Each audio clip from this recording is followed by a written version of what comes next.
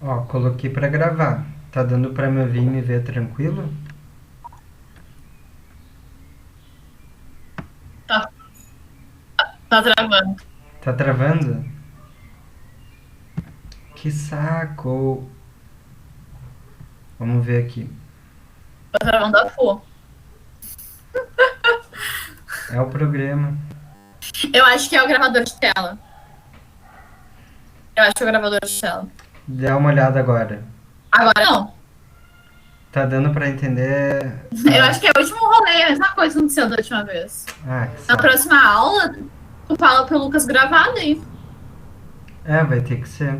Ou quando eu gravo É? e. Ou quando eu gravo, Sim, sim. eu consigo te ver, mas daí eu tenho que ficar sem É a a tela, é câmera. gravador de tela. Tá. Vou ficar assim então, tá? Que aí dá pra entender melhor, eu acho. Droga. Ah, gente, tá. Eu não avisei ali no grupo, esqueci. Agora eu fui me tocar. Esse slide, o slide que a gente tá mostrando agora é o mesmo da aula passada, tá? A gente juntou tudo. E tá no drive da pasta da disciplina, né? Então, podem baixar de novo. Tá escrito atualizado, entre parênteses, porque tá atualizado com o que a gente tá mostrando agora, certo? Acho Isso. que dá para baixar aqui. Eu deixei uma opção de fazer download direto aqui do MConf. Não sei se aparece para vocês, tá? Ah, que Mas perfeito. Aparece. sim, tem como fazer o download da apresentação. Então, Perfeito. tá no Drive e tá aqui se vocês quiserem me baixar também, tá? Certo? É, Pode começar, Marcelo. foi só um acréscimo que a gente fez do segundo reinado da aula anterior, né, gente? Então, para Isso. começar, dando boa tarde a todo mundo. A gente, na aula passada, eu e a Júlia comentamos com vocês, então, o que foi esse segundo reinado, né? O Dom Pedro II, ele vai ser deixado aqui pela abdicação do pai dele, o Dom Pedro I, lá em 1831, e ele tinha só 5 anos. Vai haver mais ou menos 10 anos de período regencial, onde diversas regências acabam acontecendo. E em 1840, então, o segundo reinado vem com o golpe da maioridade do Dom Pedro II, que foi um período, então, que a gente viu na aula passada, de bastante modernizações no país, chegada das ferrovias, um grande acréscimo na economia pela questão do café, que vai começar primeiro no Rio de Janeiro e depois em São Paulo a ser cada vez mais desenvolvido, e isso também vai fazer com que surja um aumento dos imigrantes que vinham com o processo de modernização da economia do café, junto também com as pressões da Inglaterra econômicas que buscavam acabar com o tráfico internacional de escravizados e com o trabalho escravizado, buscando o trabalho assalariado, que era uma maneira de gerar um maior acúmulo do capitalismo, né? Então, esse período do segundo reinado, ele vai ter, na Guerra do Paraguai, que a gente está vendo agora, um momento de, talvez, de maior questionamento, tanto da monarquia, como também do trabalho escravizado. E vai ser conhecido como a Guerra da Tríplice Aliança porque envolve Brasil, Argentina e uma parte do Uruguai contra o Paraguai. E vai acontecer então de 1865 a 1870. Ele vai ser muito marcante para a história política da região porque foi o maior e mais sangrento conflito da América do Sul. E ele vai estar relacionado então com a construção dos Estados-nações que estavam ocorrendo aqui na região do Rio da Prata, que a Julian vai passar o slide e a gente vai ver o mapa que mostra na sequência, então.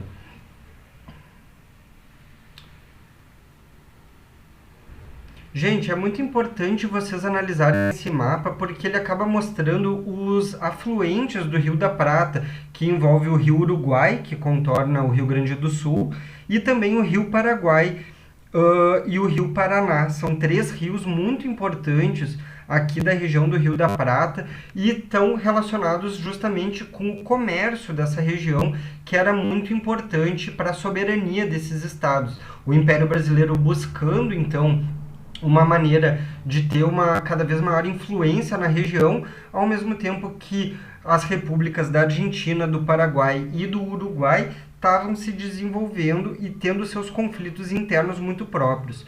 Um antecedente da Guerra do Paraguai vai ser a Guerra do Prata, que também vai ser conhecida como a Guerra contra Oribe e Rosas, que ocorreu entre 51 e 52. O Oribe, ele era um caudilho, um líder político importante do Partido Blanco no Uruguai. E o Rosas, ele vai ser um caudilho, um cara muito importante, porque ele era a maior figura de Buenos Aires e também da Confederação Argentina. E essa guerra, ela vai ser anterior à Guerra do Paraguai, e ela vai ser muito importante porque ela vai ser travada ali na região do Uruguai e da Argentina, e vai envolver, então, algumas potências da região. Lembrem sempre, é muito confuso a gente estudar essa parte, mas lembrem sempre que a política ela é dinâmica e ela acaba se transformando ao longo do tempo, as alianças e as disputas. Então, alguns aliados, de certos momentos, muitas vezes acabam se tornando rivais em momentos seguintes. E é importante a gente lembrar que o Império do Brasil ele vai ser aliado aos Colorados, que eram um partido do Uruguai, enquanto que os blancos uruguaios, o Partido Blanco do Uruguai, vai se opor ao Império do Brasil e vai estar mais relacionado com o Manuel Rosas, que era o grande nome de Buenos Aires. Isso aí pode se tornar um pouco confuso agora, mas a gente já vai entender o que acabou acontecendo, tá? Pode passar.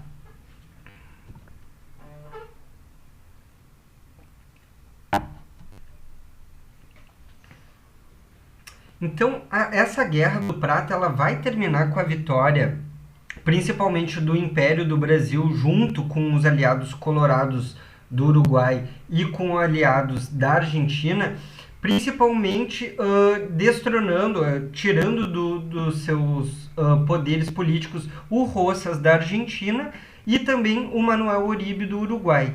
E essa vitória do Império Brasileiro vai gerar uma estabilidade para esse império, ao mesmo tempo que vai gerar uma grande instabilidade, grandes conflitos nessas outras regiões, tanto no Uruguai como também na Argentina.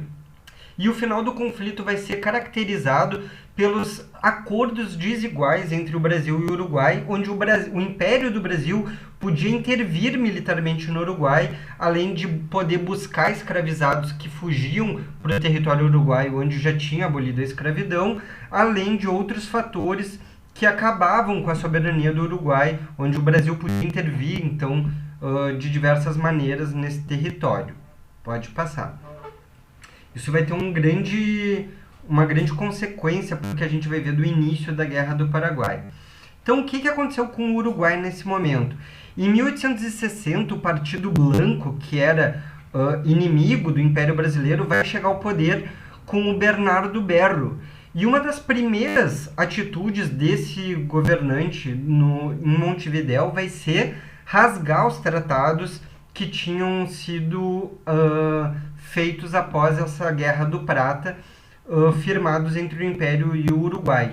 E o Solano Lopes, que a gente vai ver logo no slide seguinte, era o presidente ditador do Paraguai.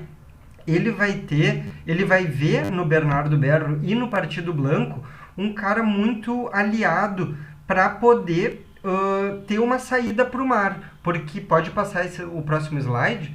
O Paraguai ele é um país mediterrâneo, né?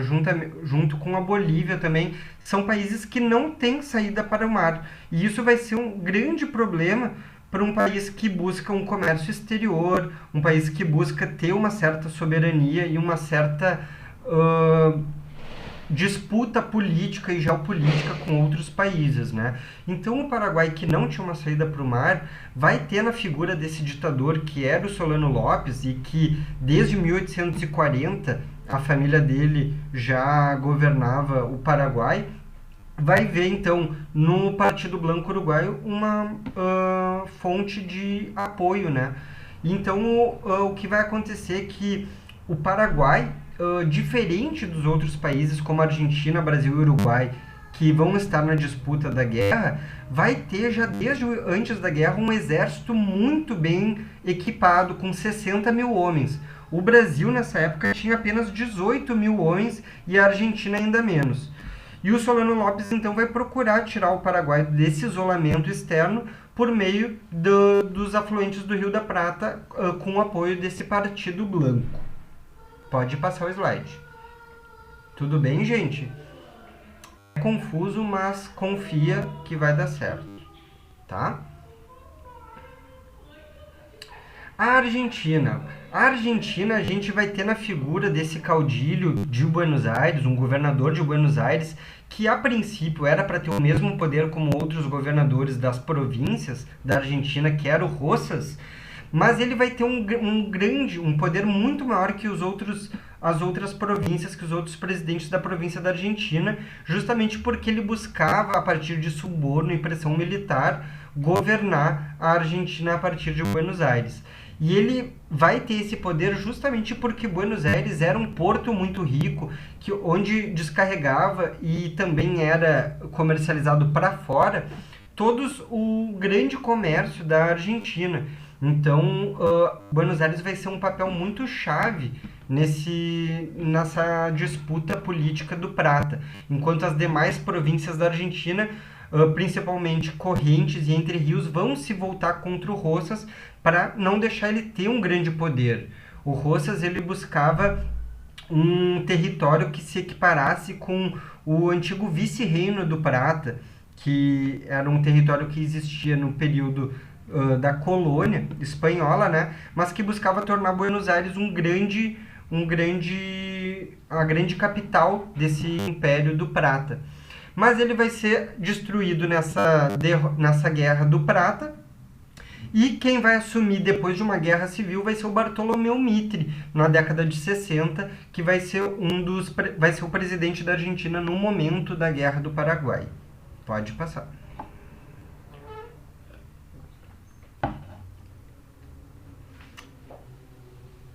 E enquanto isso, o que a gente vai ver é que no Brasil, como a gente viu na aula passada, a estabilidade política e o desenvolvimento e modernização estavam acontecendo.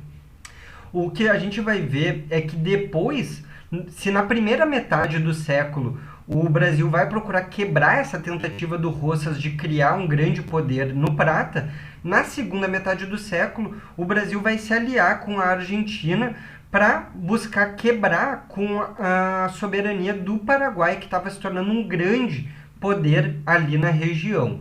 E o Brasil vai contar então com o apoio do Partido Colorado no Uruguai, como eu já comentei com vocês. Pode passar. Vamos falar então um pouco de como aconteceu esse conflito, né? Então, o que vai acabar acontecendo? O Solano Lopes, o presidente do Paraguai, avisa que caso haja uma intervenção brasileira no Uruguai com a eleição dos blancos no poder, seria considerado uma ameaça à segurança do Paraguai. E em outubro de 64, as tropas brasileiras vão se deslocar ao Uruguai e vão derrubar o governo Blanco e apoiar a vitória do Partido Colorado ao poder. E é nesse momento, então, que o Paraguai vai declarar guerra ao Brasil, vai inclusive invadir o Mato Grosso, que era uma província muito distante. A gente tem que pensar que não existiam estradas até o Mato Grosso nesse momento, e o que vai acabar acontecendo é que, para se chegar ao Mato Grosso pelo território do Rio de Janeiro, que era a capital do Império, o Brasil precisaria navegar pelos afluentes do Rio da Prata para chegar ao Mato Grosso. E o Paraguai, então, vai declarar guerra ao Brasil, vai invadir o Mato Grosso e sequestrar o presidente da província, o equivalente ao governador do Mato Grosso. E as tropas paraguaias, então, vão se deslocar em direção ao Uruguai, passar pela Argentina e pelo Rio Grande do Sul, e é nesse momento, então, que a Argentina vai entrar na guerra e apoiar a Tríplice Aliança. Pode passar. E a Tríplice Aliança, então, gente... Opa, já passou, né? Aí. A Tríplice Aliança, então, vai ser um momento a partir de 1865, onde as tropas, tanto de Brasil, de Argentina e de Uruguai, vão existir esse acordo para coibir e para terminar com o governo do Solano Lopes. E uma questão muito importante é que não havia um acordo secreto nesse tratado em que não poderia haver a rendição do Paraguai. O Paraguai teria que ser totalmente devastado e o governo do Solano Lopes teria que ser abatido de toda maneira possível. Não poderia se render e continuar no governo do Paraguai. E isso vai gerar um grande problema durante a guerra, como a gente vai ver. Pode passar, Julinho. Um quesito que estava ali no outro slide, que eu não precisa voltar, mas para eu comentar também, é que a ideia dos voluntários da pátria vai ser, então, um chamamento que, num primeiro momento, vai ser muito atendido pela população brasileira, porque os voluntários da pátria vão buscar, então, se alistar ao exército para entrar na guerra, justamente porque o exército do Paraguai era muito maior do que o exército brasileiro e argentino. E é nesse momento, então, que o exército brasileiro vai ter muito mais homens, vai chegar até 100 mil homens. E num primeiro momento já, vão existir duas batalhas que a gente trouxe aqui para vocês. Uma é uma batalha naval no Riachuelo, que vai se dar com a vitória brasileira e vai se dar um grande entusiasmo porque vai se prever que a guerra já terminaria logo. E notem no mapa que o Riachuelo fica ali na região da Argentina, próximo do nosso estado aqui do Rio Grande do Sul e também do Uruguai. E também em 1866 vai existir um segundo confronto aí, já terrestre, que vai ser a Batalha de Tuiuti. E nessa batalha vai se dar também uma outra vitória brasileira, que vai chegar uma grande ofensiva buscando ocupar um território que seria o Forte de Humaitá, que era o principal centro do Paraguai. Pode passar. Acontece que esse confronto, que se achava que seria curto, não vai ser de maneira nenhuma curto. Nesse primeiro momento, as tropas tinham o comando do general Osório e vão vencer as tropas paraguaias, mas não se consegue um grande avanço pelo território do Paraguai. E a primeira derrota brasileira de grande magnitude vai ser, então, 10 dias depois da vitória em Tuiuti, que vai ser a Batalha de Curupaiti, onde 10 mil homens entre brasileiros e argentinos vão acabar morrendo. Nesse momento também o Solano Lopes vai tentar um acordo de paz, mas notem que o Tratado da Tríplice Aliança não aceitava a rendição. Então eles não vão aceitar a rendição do Solano Lopes e vão querer que o Solano Lopes seja preso ou morto, mas não vão aceitar a rendição até esse momento. Pode passar. Então, a guerra se demorando demais, gente, o que a gente vai acabar vendo é que as notícias dos campos de batalha vão acabar chegando e mostrando como a guerra estava se dando, com um grande número de mortos, feridos, enfermos, muitas doenças também que estavam acontecendo naqueles campos alagados do Paraguai. E nesse momento também se tinha a noção que o Brasil não tinha um exército profissional ainda, sem uniforme, acampamentos e abastecimentos não eram adequados, e vai se buscar então uma campanha mais firme dos voluntários da pátria, que muitas vezes vão ser levados a forças. Lembrem que muitos eram escravizados também. Então vai ser nesse momento em que muitos sujeitos vão ser levados à força para a guerra, que não terminava tão rápido como eles imaginavam. Pode passar. E é nesse momento que a gente vai ver, então, o Duque de Caxias, que é uma figura central no Exército Brasileiro, um cara que o Exército Brasileiro tem como um dos grandes fundadores, porque ele vai profissionalizar o Exército, vai trazer novas técnicas, como o uso de balões, que tinha sido usado já na Guerra da Secessão Americana.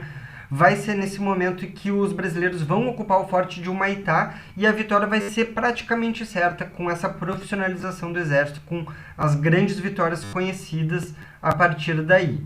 Então eles vão, pode passar o slide, eles vão ocupar o principal centro de defesa do Paraguai e depois ainda vão ocupar a capital do Paraguai. E é nesse momento que o Caxias avisa o imperador que o Paraguai estava completamente ocupado já e não seria mais possível terminar a guerra somente com o Solano Lopes, só que o imperador, como a gente vai saber, ele não aceitava a rendição do Paraguai, ele vai buscar então uma caçada ao Solano Lopes, e é esse momento então que a guerra vai se estender cada vez mais, porque quem vai começar a lutar na guerra vão ser crianças paraguaias, muitas população paraguaia que já estava doente, que já estava muitas vezes sem partes do corpo, com quase 5 anos de guerra, mas não vai ser aceita a rendição. E um dos últimos confrontos vão se dar então na Batalha de Campo Grande,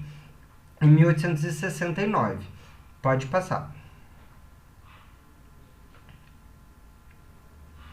E o Solano Lopes vai ser só encontrado em março de 1870, então quando vai ser vai ser morto, mesmo que não seja o desejo do imperador que queria ele preso, mas ele vai ser morto e com o Paraguai completamente destruído nessa guerra. Vai perder mais de 70% da sua população masculina adulta, vai perder a sua agricultura e a sua pecuária, não vai ter praticamente nada, vai ter que importar alimentos mais básicos e vai ser uma grande tragédia para o território, para a população do Paraguai, que vai se ver dizimada. Pode passar. Eu tô correndo porque eu já tô acabando e a gente ainda tem outro assunto para falar, gente. Mas vamos que vamos, vamos que vamos. E aqui o que a gente vai falar então é que o exército, que depois de ser profissionalizado, ele vai acabar saindo muito fortalecido da guerra, ele vai ser uma instituição com interesses políticos e que, num primeiro momento, vai ser relegado pelo imperador a um segundo plano. O que vai acontecer é que na escola militar da Praia Vermelha, ali do Rio de Janeiro, uma linha que tinha uma linha teórica positivista, que era uma filosofia autoritária, que buscava um Estado forte, centralizado e republicano, ao contrário das ideias monarquistas, principalmente na ideia do Benjamin Constant, é que vão começar a surgir então as ideias de república e de fortalecimento desse exército, como a gente vai acabar vendo nessa segunda parte da aula, que a minha colega e amiga Julien vai falar. E desculpa pelo atraso no tempo. Não, capaz, tá tudo certo, tudo certo. Eu ia comentar uma coisa só para ligar a aula da aula passada com essa, com a questão da Inglaterra, né? Que a Inglaterra, a gente até comentou na última aula, não ajuda, mas não necessariamente ajuda, mas ela pede desculpas pro Brasil, né? Tem toda uma intenção de interferir nessa guerra, muito por causa do Paraguai não ser visto nesse período. Ele não era um mercado ativo, ele não recebia, né, importações, enfim. E a Inglaterra tinha interesse que eles recebessem, tinha interesse na guerra do Paraguai, queria que o Paraguai fosse aberto, né, para outros países, enfim, tratados econômicos. Então, a Inglaterra também meteu o bedelhinho dela, né, nessa guerra ali, assim, que esses impérios fazem. E só para ligar, né, falando que a Inglaterra também estava com o seu dedinho no meio da questão da Guerra do Paraguai. A Inglaterra, a gente vai ver que está em todo o século XIX sendo imperialista e buscando mercados, né, gente? Sim. Então, eu vou passar bem rapidamente, porque a gente tem pouquíssimo tempo e eu não quero esgotar, eu não quero passar para aula, né, de depois, enfim. Mas, então, a gente começa com... aqui eu vou falar nessa parte sobre a decadência, então, da monarquia no Brasil, até a proclamação da República em 89. E voltando um pouquinho também para a última aula, a questão do movimento abolicionista, a gente falou sobre as leis, né, de Eusébio, lá em 1850, lei do ventre livre, dos sexagenários, e vendo, então, do ponto de vista de leis, agora a gente vê do ponto de vista do movimento social do período. A partir de 70, então, a gente vê uma corrente enorme de emancipação dos escravizados no Brasil, e a gente vê, então, criações de associações de abolicionistas, né, que organizavam as conferências, discussões sobre a questão, como poderia ser feita a emancipação dos escravizados negros e negras, né.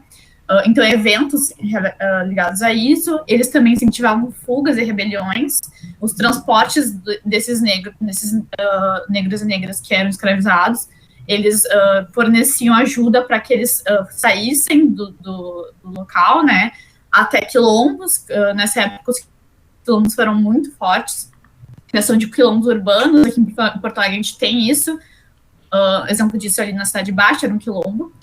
A criação dos jornais, então, folhetos é uma decorrência também desses movimentos, associações, enfim. E eu até botei ali no próximo slide um exemplo disso, que é o Abolicionista, um jornal do Joaquim Nabuco, e o Manifesto da Confederação Abolicionista, né, uma confederação que abarcava 14 cidades pelo Brasil inteiro, Rio Grande do Sul, Rio de Janeiro, São Paulo, entre outros, para a gente mostrar a unidade desse movimento abolicionista nesse período, a partir de 1870. Por exemplo, tem vários, se vocês forem pesquisar, vocês vão ver vários jornais, vários folhetos em relação a isso. Então, esses movimentos podiam ser por vias legais, como a gente falou sobre as criações de eventos, né, de jornais, discussões sobre o assunto, ou e também ações na justiça, né, e ilegais, que eram as ações de desobediência civil. O que seria desobediência civil? A revolta, né, rebelião dos escravizados contra seus senhores, e que eu vou falar ali na rebelião sistêmica, né, dos escravizados, e a fuga para os quilombos.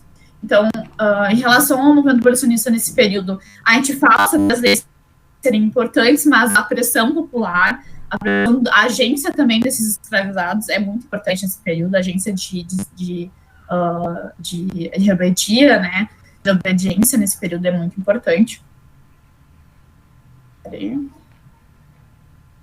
E eu botei mais uma gravura, que é a gravura do Ângelo Agostini, em 1870. Aqui a gente vê um homem negro voltando da Guerra do Paraguai, né? Ali a gente consegue perceber, acho que essa gravura traz muito o que é esse momento do Brasil, onde um negro militar, né, percebe que voltando para sua terra ainda existem outros negros e negras que estão sendo continuamente escravizados, enquanto ele, que deu a luta, né, deu sangue, enfim, pelo Brasil, que era um negro também, estava livre. Então era um contraste muito grande nesse período. Era óbvio que voltando com uma outra realidade, um choque de realidade, né, outro tipo de consciência, isso ia ser um gatilho, né, uma fagulha para a explosão que seria depois desse movimento emancipatório republicano.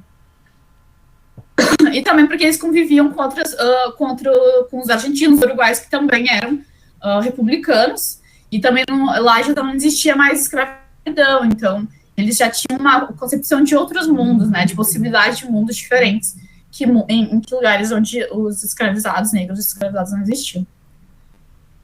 Então, eu vou falar de 3 questões aqui, que foram, bem rapidamente, 3 questões aqui que levaram, então, à ruína, digamos assim, da monarquia no Brasil, e a proclamação da República, o golpe da República, né? O pessoal não fala em golpe, porque é proclamação, mas sim, foi um golpe militar naquele período. Não foi de bom grado que Dom Pedro II cedeu o poder dele, né? Foi um golpe, sim.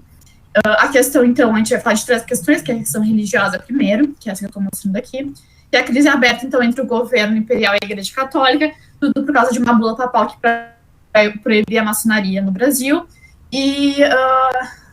só que Dom Pedro, na verdade, ele tinha afinidades com a maçonaria, e várias outras pessoas aristocratas tinham afinidades ou participavam de lojas maçônicas, eram maçons, e um dos bispos eu lembro de onde exatamente que é, eu acho que é uma região do Nordeste ali, eles entram em conflito direto com o imperador, falando que a bula papal impele que esses maçons sejam proibidos, assim, digamos assim, e o Dom Pedro II não vai curtir muita ideia, ele vai entrar em disputa direta com as autoridades, né, porque o Papa, então, ele mandou os bispos, então ele tá meio que... São dois tipos de autoridade diferentes, a católica e o imperador, só que não acontece que no Brasil a gente tem a questão do padroado, é uma questão já muito antiga lá de Portugal, Espanha, onde a Igreja Católica ela se submete ao Estado, ao imperador, o rei, enfim. Então, aqui a gente tem a questão de que o imperador, na verdade, ele manda na Igreja Católica, ele prende os bispos, e todo um fuzuê ali, acabam soltando os bispos, mas o quebra. Então, com um dos parceiros da monarquia, que é a Igreja Católica. Então, a gente tem já o começo de um rompimento, a questão da Igreja Católica e a monarquia, certo? Então, a questão militar vai ser a segunda questão. Aqui, a gente, então, como o Marcelo falou, o exército era formado por classes populares, escravizados, enfim, uma massa enorme de pessoas, de homens, né, formando o exército naquele período. Então, a gente vê a questão de eles ganhar grande prestígio pós-guerra do Paraguai, e eles vão querer também entrar no sistema político. Só que o sistema político naquele período era um sistema muito ligado à aristocracia, à elite, né, e comandado por uma monarquia, que é o Dom Pedro II. Então, eles veem um embate direto entre interesses populares, que são interesses também republicanos, que vai direto de encontro com a monarquia, contra interesses que eram de uma elite, que também era monarca. Então, aqui já começa um rompimento, né, político, e também questões internas, como a questão do Montépio, que a monarquia falou que ia dar para as famílias, Montépio é uma pensão, certo?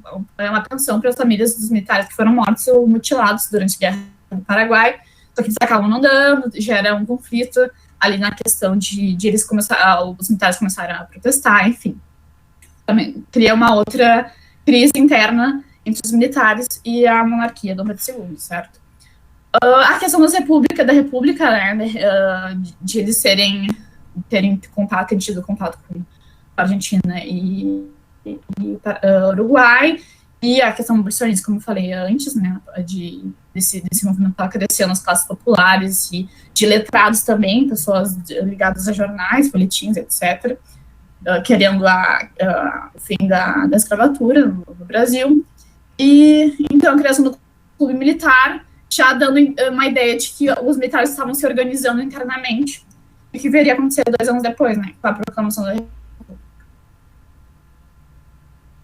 Então, a gente entra para a terceira questão, que é a questão escravocrata, que é a abolição, enfim, pela Lei Áurea 88, que os cafeicultores latifundiários não vão curtir muito a ideia, né, obviamente, sobre a mão de obra que eles tinham enormemente, eles não pagavam pela mão de obra, então eles perdem essa mão de obra com a abolição, e eles não ganham a indenização que eles queriam, e eles, obviamente, vão ficar pistolão, né, óbvio que eles não vão curtir.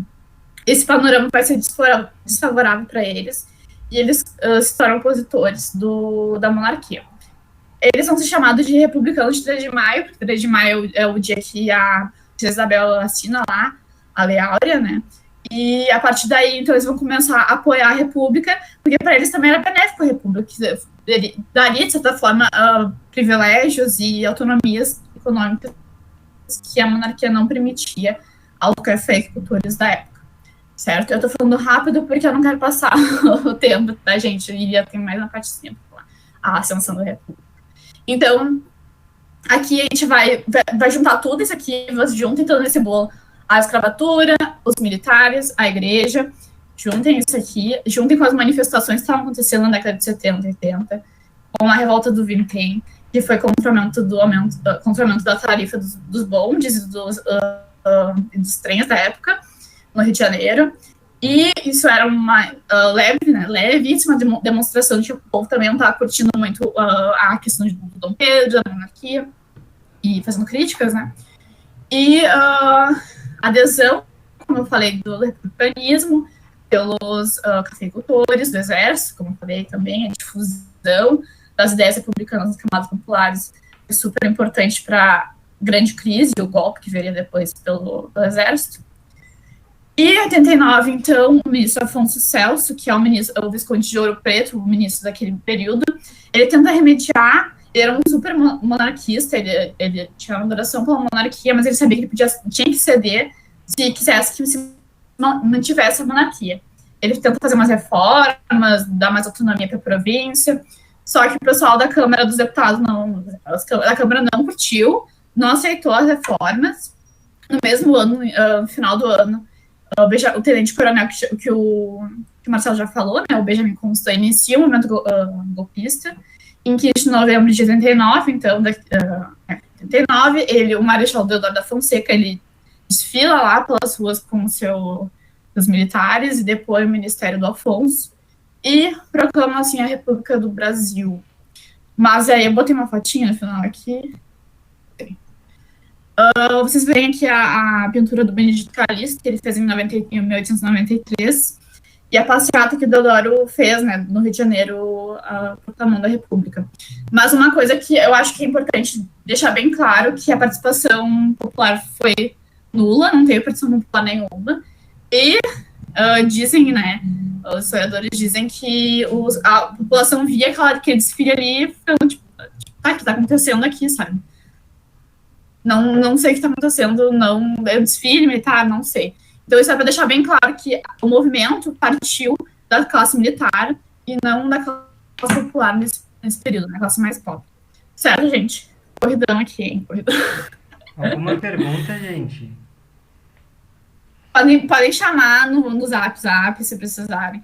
Eu sei que essa parte final foi corridinha, mas é só para vocês deixarem claro que 3 questões importantes, né? Militar, católica, escravocrata e a ascensão das ideais republicanas nesse período derrubaram, então, a monarquia de Dom Pedro II, certo? Agora a gente vai para uma história internacional e depois volta para explicar o que foi daí o início da República, que vai ser com 2 governos militares também, né? E aí a gente acaba vendo o que acontece depois. Mas a princípio de hoje era isso. E obrigado pela atenção de vocês. Boa noite, galera. Boa aula para vocês. É nóis. Qualquer dúvida, entre em contato, tá? Boa noite, gente. Quinta temos de novo encontro de história. Apareçam. E boa aula, boa semana. Boa semana.